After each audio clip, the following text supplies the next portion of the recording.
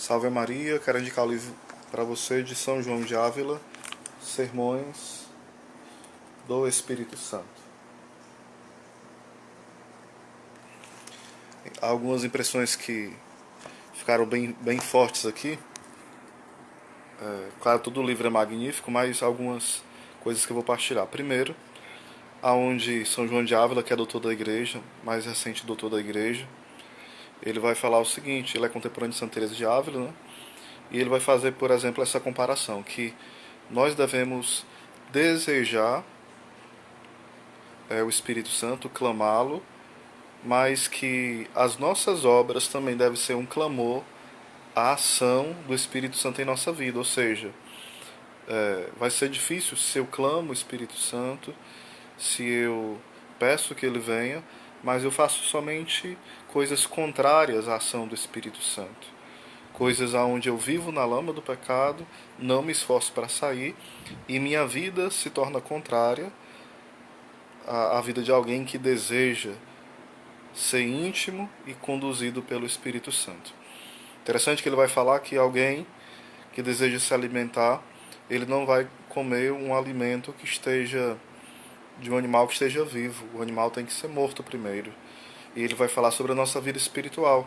Quando nós somos também chamados, e nós o somos, chamados a sermos alimento para o outro, hóstias vivas, nós devemos, de fato, morrer pela mortificação, no sentido de morrer à vontade própria, morrer para os nossos apetites carnais, morrer para os nosso orgulho, a nossa soberba, a nossa inveja e tantos outros pecados. Então é a mortificação. A gente poderia chamar de ascese, a fase ascética, a fase mais penitente. Depois, ainda permanecendo nessa fase, não engessado, mas progredindo e prosseguindo, sem deixar também de ter uma vida penitente. Quando o animal é morto, seja pela mortificação, né? No caso nós, quando nós somos mortos pela mortificação, pela vida nova em Cristo, nós também somos chamados, assim como o animal ele é chamado a ser cozido, chamado entre aspas, né? Alguém vai cozir o animal, ou assar, ou torrar, para que ele seja degustado. Também na nossa vida espiritual.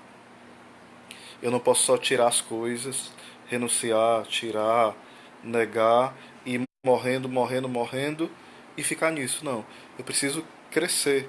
Daí existe o fogo do amor esponsal, o fogo da oração, o fogo da meditação, o fogo da entrega, o fogo da leitura espiritual, o fogo da intimidade com a Virgem Maria, o fogo da Eucaristia. E esse fogo é como se fosse aquilo que vai assando essa comida. Ou seja, somos mortos, no sentido da ascese, depois nós somos como se fossem cozidos ou assados por este fogo do Espírito que vai nos tornando este alimento agradável. Porque muitas vezes nós renunciamos tal coisa, nós deixamos tal coisa de lado e ficamos só na parte do não, não, não, não. E esquecemos também da doação, da oferta, da entrega, daquilo que também é a parte positiva, esse sim. Então ele vai fazendo essa analogia. E claro que eu adaptei a linguagem um pouco mais simples, né? A gente precisa lembrar disso. As pessoas precisam se alimentar. Para que o alimento esteja nesse processo, precisa primeiro o animal ser morto, depois ele precisa ser assado ou cozido, depois degustado. Quantas vezes a nossa vida, ela ainda está nesse processo de morte. Mas ninguém vai ficar só na morte. Se a gente fica só na morte e não tem esse processo de assar, de cozinhar, vai acabar sendo um alimento podre, um alimento que não pode ser degustado.